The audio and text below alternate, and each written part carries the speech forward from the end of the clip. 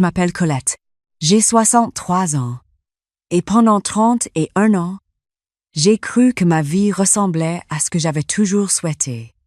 Une maison avec un jardin, un mari artisan que j'aimais profondément, un fils établi à 1 heure de route, une petite fille de 5 ans qui sentait le lait chaud et les crayons de couleur. J'avais passé toute ma carrière comme infirmière au centre hospitalier de Périgueux, à soigner les autres, à écouter les peurs des uns et les silences des autres. Je savais lire les visages. Du moins, je le croyais. Ce mardi de novembre, le ciel était bas, couleur d'ardoise. Je rentrais du marché du Coderque avec 2 filets remplis de légumes pour faire une soupe de potiron, la préférée de ma petite fille Zoé. Bernard m'avait dit ce matin-là, en avalant son café debout comme il le faisait depuis toujours, qu'il avait rendez-vous chez le cardiologue à Bergerac. Un contrôle de routine. Il s'était plaint de légères palpitations quelques semaines auparavant, et je n'avais pas posé de questions supplémentaires. J'avais simplement dit « Prends bien soin de toi.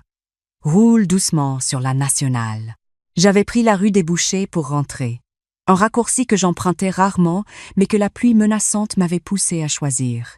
Et c'est là, au détour de cette petite rue pavée que je connais depuis l'enfance, que j'ai vu la voiture de Bernard, son vieux break Bordeaux, avec l'autocollant du Tour de France 2019 sur le coin du pare-brise arrière, garé tranquillement devant la maison de Nathalie. Nathalie, mon amie de 38 ans, celle que j'avais connue au lycée Bertrand de Born, avec qui j'avais partagé mes premières cigarettes maladroites derrière le gymnase, mes premières peines de cœur, mes angoisses d'étudiante infirmière. Celle qui avait tenu ma main quand ma mère était morte, il y a 7 ans. Celle qui était agente immobilière depuis 20 ans, toujours impeccable, toujours souriante, toujours là. Je me suis arrêtée net sur le trottoir. Mes filets de course pesaient soudain très lourd. Bernard était censé être à Bergerac, à 50 kilomètres d'ici. Je suis restée immobile une bonne minute. Le souffle court, en regardant cette voiture comme si elle allait m'expliquer elle-même ce qu'elle faisait là. Une petite voix au fond de moi murmurait qu'il y avait peu, être une explication simple. Peu être que le rendez-vous avait été annulé. Peu être qu'il passait juste déposer quelque chose. Mais cette même voix, celle que 30 ans de métier dans les urgences m'avaient appris à ne jamais ignorer, me disait aussi autre chose. Quelque chose de sourd, de pesant, de froid. J'ai posé mes filets contre le mur et je me suis approchée lentement. La maison de Nathalie est une belle bâtisse périgourdine, avec des volets gris et une glycine qui court le long de la façade. La fenêtre du salon donne sur la rue, séparée du trottoir seulement par un parterre de buis taillé. Les volets n'étaient pas fermés. J'y regardais à travers la vitre, sans vraiment décider de le faire, comme si mes jambes avaient pris la décision à ma place. Bernard était assis dans le canapé en cuir brun que je connaissais par cœur pour y avoir passé des dizaines de soirées. Nathalie était en face de lui sur le fauteuil, et entre eux, sur la table basse, il y avait des papiers. Beaucoup de papiers. Elle tenait une chemise cartonnée rouge, comme celle qu'elle utilisait pour ses dossiers de vente. Elle lui montrait quelque chose en tapotant les feuilles de l'index. J'ai plissé les yeux. Sur la page du dessus, j'ai reconnu une forme que je connaissais bien. Un plan cadastral. Et au centre de ce plan, la forme inconfondable de notre terrain. Notre maison, la maison que ma mère m'avait léguée à sa mort, cette grande bâtisse en pierre, à la sortie de Trémola, avec ses 2 hectares de prairies et son vieux noyer centenaire. Ma maison. Nathalie a dit quelque chose. Je n'entendais pas clairement à travers le double vitrage. Seulement des bribes portées par le vent quand une fissure dans le joint laissait passer l'air. J'ai entendu le mot « acheteur ». J'ai entendu le mot « offre ». Et puis, distinctement, comme si la fenêtre avait voulu que je sache, j'ai entendu Bernard répondre. Elle ne vérifie jamais les comptes. Elle me fait confiance. Le monde a basculé. Je ne suis pas tombée. Je me suis accrochée mentalement à cette phrase avec la même force que l'on s'accroche à un bord quand on glisse. Elle ne vérifie jamais les comptes. Elle me fait confiance. 31 ans de mariage réduit à une stratégie. Une faille dans laquelle 2 personnes que j'aimais s'étaient engouffrées, comme si c'était leur droit. Je suis repartie sans un bruit. J'ai récupéré mes filets. J'ai marché jusqu'à ma voiture garée place Francheville. Je me suis installée derrière le volant et j'ai regardé droit devant moi pendant un long moment, sans pleurer, sans bouger, sans même penser vraiment. Juste ce silence qui s'installe quand quelque chose d'essentiel se brise en vous. Puis j'ai sorti mon téléphone et j'ai enregistré un mémo vocal. Ma voix était calme, presque détachée, comme quand je donnais des consignes en salle de soins. J'ai décrit ce que j'avais vu, ce que j'avais entendu. L'heure, la date, la chemise rouge, le plan cadastral, chaque détail. Je savais, sans savoir encore pourquoi je le savais, que ce mémo allait compter. Ce soir-là, Bernard est rentré à 10 à 9h30, comme à son habitude. Il avait les joues un peu rosées, ce qui arrive quand on a bu un verre ou deux dans l'après-midi. Il a accroché sa veste au porte-manteau et s'est approché pour m'embrasser sur la joue. La route était chargée sur la 2x2 voies. Le cardiologue dit que tout va bien, rien d'inquiétant. J'ai souri. J'ai dit « Tant mieux, la soupe est prête. » On a dîné face à face, dans notre cuisine aux murs jaunes que j'avais repeint moi-même il y a 3 ans. Il a parlé d'un chantier qu'il avait terminé la semaine précédente, d'un client qui tardait à le payer. Je l'écoutais parler, et je le regardais comme on regarde quelqu'un qu'on découvre pour la première fois, en cherchant dans ses traits quelque chose qu'on n'avait pas su voir. Sa façon de mâcher lentement, son habitude de reposer sa fourchette entre chaque bouchée, la petite ride au coin de l'œil gauche que j'avais toujours trouvée touchante. Est-ce que j'avais été aveugle? Ou est-ce que j'avais simplement choisi, comme on le fait tous à un moment donné, de ne pas regarder trop près ce qui aurait pu me faire mal? Cette nuit-là, je n'ai pas dormi. Pas d'insomnie agitée, non. Juste une veille silencieuse, les yeux ouverts dans le noir, à laisser les pensées venir et se déposer. Ce n'était pas la première fois que je traversais une nuit difficile seule avec moi-même. J'avais fait ça des dizaines de fois à l'hôpital, après des gardes particulièrement lourdes, quand un patient mourait et qu'on devait quand même rentrer chez soi. J'avais appris à ne pas me battre contre les émotions, mais à les laisser traverser, à observer plutôt qu'à réagir. Avant de m'assoupir à l'aube, j'avais pris une décision. Je n'allais rien dire, pas encore. Je connaissais suffisamment la nature humaine pour savoir que les gens qui croient avoir tout calculé ont toujours une faille. Il suffisait d'attendre, de regarder et de ramasser les preuves une par une, avec méthode. Comme quand on fait un bilan clinique. On observe, on note, on comprend, et alors seulement on agit. Le lendemain matin, après le départ de Bernard pour son atelier, j'ai ouvert le tiroir du bureau dans la petite pièce du fond. Ce tiroir où il rangeait ses papiers administratifs, les factures, les relevés, je n'y allais presque jamais. Il gérait ces choses-là depuis toujours, m'avait dit un jour que ça l'ennuyait de me voir stresser pour rien avec les chiffres. J'avais accepté. J'avais fait confiance. J'ai trouvé les relevés du compte joint des 3 derniers mois. J'ai mis mes lunettes et je me suis assise à la table de la cuisine pour lire ligne par ligne. Les retraits m'ont sauté aux yeux immédiatement. Des virements en espèces réguliers, jamais au-dessus de 200 € pour ne pas déclencher de signalement. Mais accumulés, ils représentaient près de 4 000 € sur 12 semaines. Il y avait aussi 2 débits vers un compte que je ne reconnaissais pas, chacun de 500 € libellés simplement règlement. J'ai tout photographié avec mon téléphone. Chaque page, chaque ligne. Puis je suis allée dans notre chambre, dans l'armoire où je range les papiers importants dans une boîte à chaussures au-dessus des pulls. J'y ai trouvé, derrière notre livret de famille et les documents d'assurance, une feuille pliée en 4 que je n'avais jamais vue. C'était une fiche descriptive d'un bien immobilier. Notre bien immobilier, la maison de Trémola, avec des photos prises de loin, la superficie des terres, et tout en bas, une mention manuscrite à l'écriture de Nathalie. Estimation basse, 340 000. Offre reçue, 310 000. À discuter, 310 000 €. La maison que ma mère avait reçue de ses parents, que j'avais passé des étés entiers à entretenir, dans laquelle j'avais appris à faire du vélo dans la cour et où j'emmenais Zoé chaque été cueillir des prunes sous le noyer. J'ai tenu la feuille longtemps entre mes mains. Puis je l'ai reposée exactement à sa place et refermé la boîte à chaussures et replacé les pulls par-dessus. Il ne fallait pas qu'il sache que j'avais trouvé. Le soir même, j'ai appelé ma sœur Françoise. Françoise a 60 ans, elle est comptable à la retraite. Elle vit à Sarlat depuis toujours. On n'est pas sœurs de téléphone quotidien, mais on est sœurs de fond. Celles qui se retrouvent pour les vraies choses. Tu peux venir ce week-end? lui ai-je demandé. J'ai besoin de te voir. Pas pour rien de grave, mais... Si. Elle a dit oui sans hésiter. Entre-temps, j'ai continué à vivre normalement. Je suis allée chez mon médecin pour mon renouvellement d'ordonnance. J'ai apporté des macarons à Zoé quand Thomas me l'a amené le mercredi après-midi. J'ai arrosé mes géraniums. J'ai répondu au message de Nathalie, 2 SMS anodins sur un film qu'elle avait vu avec la même chaleur qu'avant. Je lui ai même envoyé un emoji souriant. Chaque interaction était un effort de comédienne, mais j'avais passé des années à rassurer des patients qui avaient peur en restant moi-même calme. Je savais faire ça.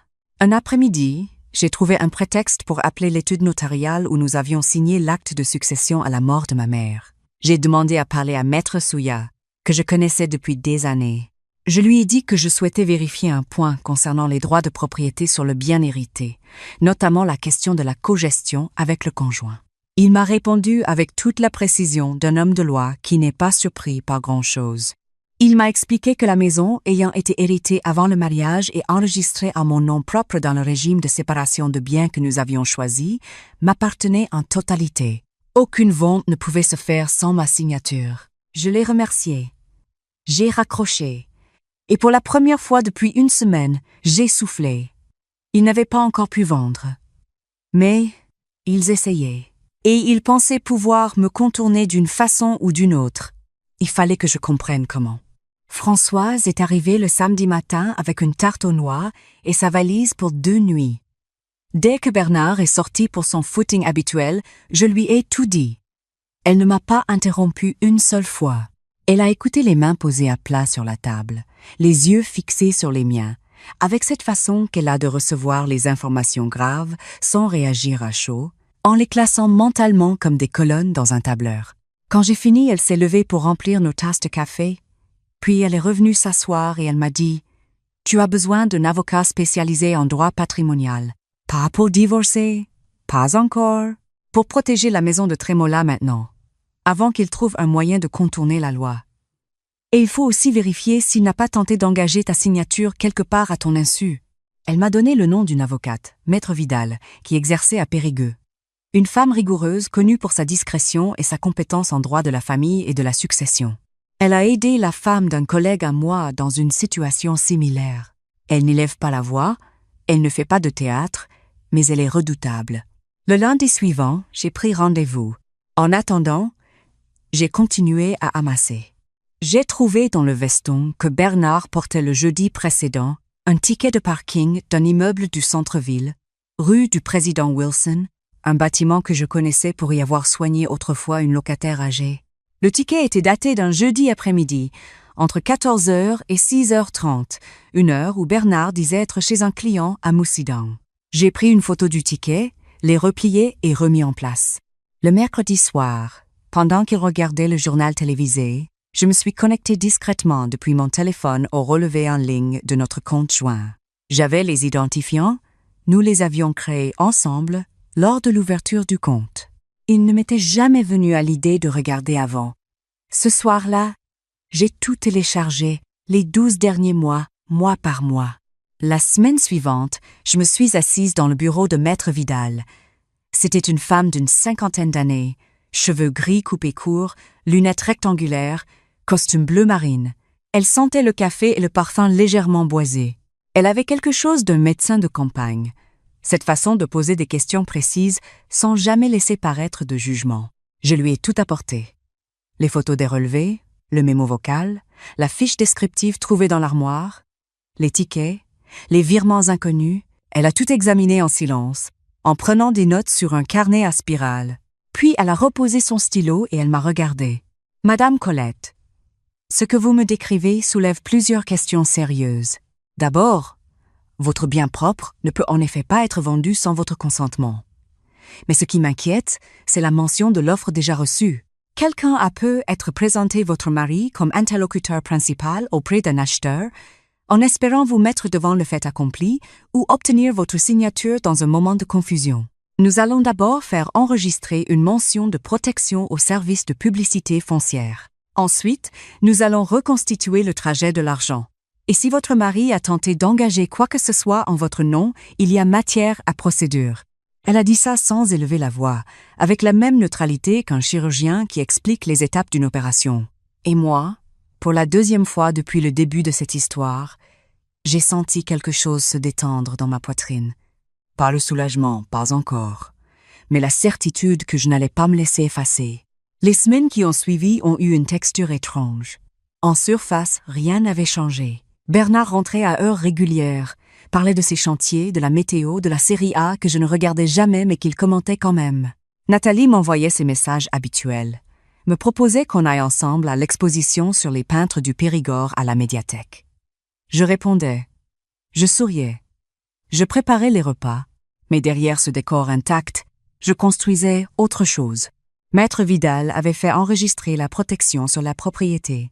Elle avait aussi découvert, en creusant, que Bernard avait signé avec l'agence de Nathalie un mandat de recherche d'acquéreur, présenté comme un mandat simple de consultation, sans en mentionner le bien explicitement, mais en fournissant suffisamment d'éléments pour que l'agence puisse constituer un dossier de vente.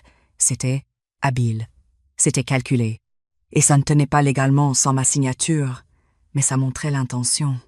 Mon fils Thomas a appelé un vendredi soir. Il avait la voix de quelqu'un qui n'a pas bien dormi. Il voulait savoir si tout allait bien. Il disait qu'il me trouvait un peu différente ces derniers temps, moins bavarde au téléphone. Je lui ai dit que j'étais juste fatiguée. Des changements de saison, rien de grave. Il a accepté la réponse, mais je sentais qu'il ne la croyait pas tout à fait. Thomas a toujours été un garçon attentif, trop peu. Être au point de ne pas oser poser les vraies questions. J'aurais voulu lui dire, mais je ne pouvais pas encore. Pas avant d'avoir tout en main. Un soir, en triant mes tiroirs, j'ai retrouvé une vieille photo de nous quatre. Bernard, Nathalie, son mari Henri qui est mort il y a 12 ans, et moi, nous avions à peu près 40 ans sur cette photo. Nous étions en train de rire autour d'une table de jardin, un été que je n'ai pas réussi à replacer exactement. Je me suis demandé à quel moment tout ça avait commencé. Depuis quand mon ami regardait ma maison comme une transaction? Depuis quand mon mari regardait ma confiance comme une faiblesse à exploiter? Je n'ai pas trouvé de réponse. J'ai remis la photo dans le tiroir. Début décembre, j'ai organisé un repas de famille. Un dimanche midi, comme on en faisait souvent avant, avec la grande nappe blanche de ma mère, le service en porcelaine hérité avec la maison, la terrine de foie gras que je prépare chaque année à cette saison. J'avais invité Thomas et Zoé, et j'avais aussi, avec soin, demandé à Nathalie de venir. Bernard l'avait trouvé naturel. Il ne savait pas ce qui allait se passer. Maître Vidal m'avait aidé à préparer ce moment. Pas pour faire du théâtre, pas pour humilier, mais pour que les choses soient dites clairement, en présence de mon fils, sans que personne puisse ensuite nier ou réécrire l'histoire. Zoé est arrivée la première, avec Thomas, en portant un dessin qu'elle avait fait pour moi. Des étoiles jaunes sur fond bleu, et au milieu une maison avec un grand arbre à côté. C'est la maison de Trémola, mamie, avec le noyer. Je l'ai serrée fort contre moi et je me suis dit que c'était pour elle aussi, que je faisais tout ça. Nathalie est arrivée avec une bouteille de Bergerac rouge et son sourire habituel, celui que je connaissais depuis l'adolescence, celui que je ne regardais plus de la même façon depuis 6 semaines. Bernard était déjà là. Dans la cuisine, il ouvrait une bouteille d'eau gazeuse. On a déjeuné. La conversation a été ce qu'elle est toujours dans ces moments-là, légère, traversée par les rires de Zoé, les questions de Thomas sur les travaux que Bernard avait en cours, les commentaires de Nathalie sur une émission qu'elle avait regardée. Je mangeais lentement et j'observais. J'observais la façon dont Bernard évitait légèrement le regard de Nathalie quand Thomas lui posait une question directe. J'observais la façon dont Nathalie remplissait son verre avec un peu trop d'entrain quand il y avait un blanc dans la conversation. Après le dessert, un gâteau aux noix et au miel que j'avais fait la veille, j'ai demandé à Thomas d'emmener Zoé jouer dans le jardin. Il m'a regardé avec cette expression qu'il avait enfant, quand il sentait que quelque chose d'important allait être dit. Il a obéi sans poser de questions. Quand j'ai entendu la porte du jardin se refermer, j'ai posé mes mains à plat sur la nappe blanche et j'ai pris une inspiration. Il y a quelque chose que je dois vous dire à tous les deux, et j'aurais préféré que ça ne soit pas nécessaire. Bernard a froncé les sourcils. Nathalie a levé les yeux de sa tasse. Je sais ce que vous avez préparé ensemble depuis plusieurs semaines. La maison de Trémola, le mandat signé, les virements, l'acheteur que vous avez déjà trouvé.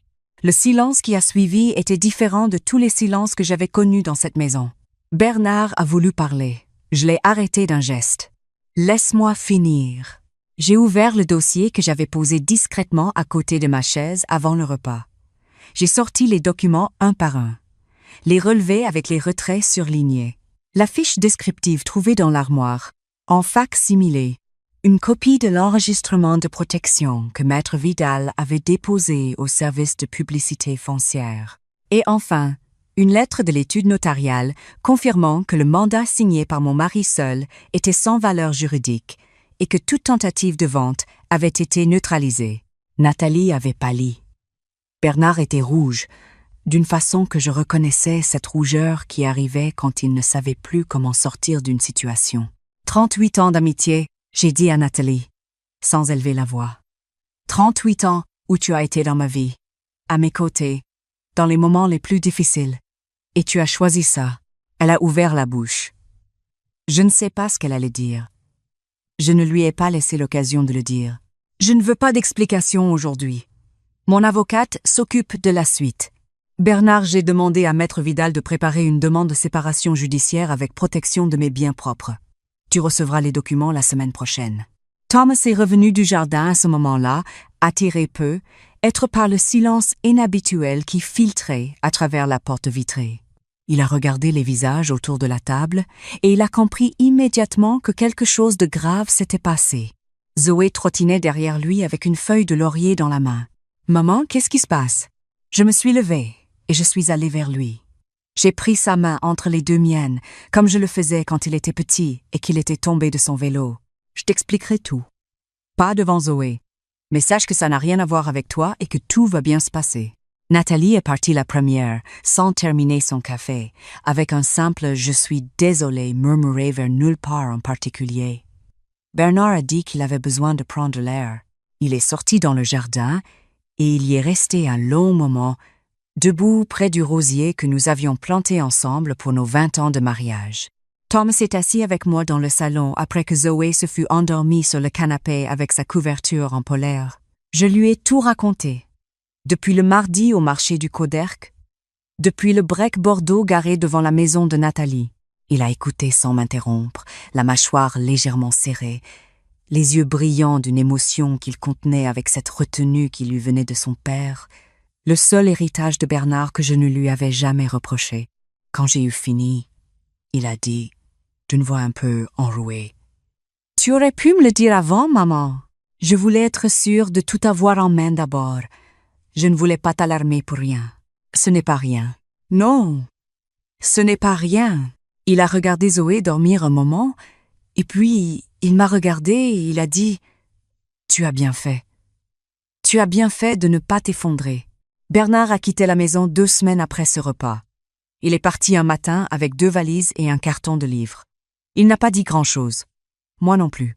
Il y avait entre nous ce vide que les années de mensonges avaient creusé et qu'aucune parole n'aurait pu remplir. Nathalie, de son côté, a reçu une plainte formelle déposée par Maître Vidal pour tentative de détournement de biens successoral.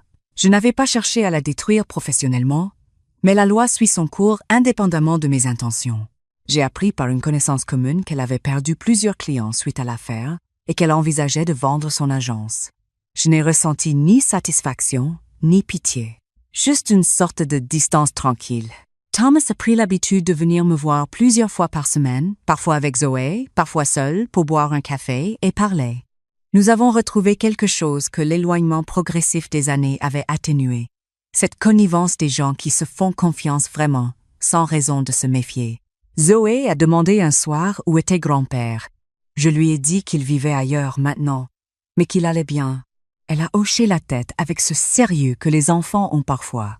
Ce sérieux qui dépasse de loin leur âge, et elle a demandé si elle pouvait quand même aller à la maison de Trémola cet été pour cueillir des prunes sous le noyer. Je lui ai dit « oui, bien sûr que oui ». Il m'arrive parfois, le soir, quand la maison est silencieuse et que je lis dans le fauteuil du salon avec ma tisane à la verveine, de me demander comment j'ai pu ne pas voir ce qui se préparait. Mais je n'y reste pas longtemps dans cette question-là, parce que je sais que ce n'est pas un manque de lucidité qui m'avait rendu aveugle. C'était la confiance. Et la confiance n'est pas une faiblesse. Ceux qui l'exploitent sont les seuls fautifs. Je n'ai pas cherché à reconstruire une vie de couple. Je n'en veux pas. Je ne me retrouve pas seule pour autant. Je me retrouve libre, d'une façon que je n'avais pas connue depuis très longtemps. Libre de manger à l'heure qui me convient, de laisser traîner mon livre sur la table du salon, d'aller à la médiathèque le vendredi matin sans m'expliquer, de passer un week-end à Trémola avec Zoé et Thomas sans prévenir personne. La maison de Trémola est toujours là. Je suis montée la voir un dimanche récent, seule, par un matin de décembre où le givre couvrait encore l'herbe de la prairie.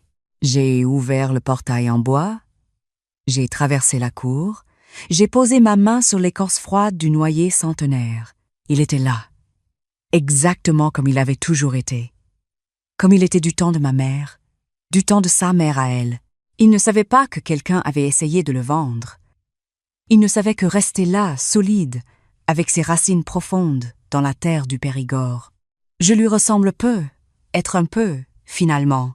Un matin, Zoé m'a apporté un nouveau dessin. Elle s'appliquait beaucoup à cette période, remplissant des feuilles entières de personnages et de maisons avec ses feutres. Celui-là représentait une femme avec des cheveux blancs, debout dans un jardin, et en dessous, elle avait écrit en lettres maladroites « Mamie, elle a pas peur ». J'ai plié le dessin avec soin et je l'ai glissé dans mon portefeuille, contre ma carte de mutuelle et la vieille photo de ma mère que je transporte partout depuis sa mort. Elle avait raison, cette petite. Je n'avais plus peur. Je n'avais plus peur du tout. Si cette histoire vous a touché le cœur, laissez un like, abonnez-vous à la chaîne et dites-moi en commentaire de quelle ville vous nous suivez. Et vous, à ma place, qu'est-ce que vous auriez fait? Ce conte et il peut changer la journée de quelqu'un.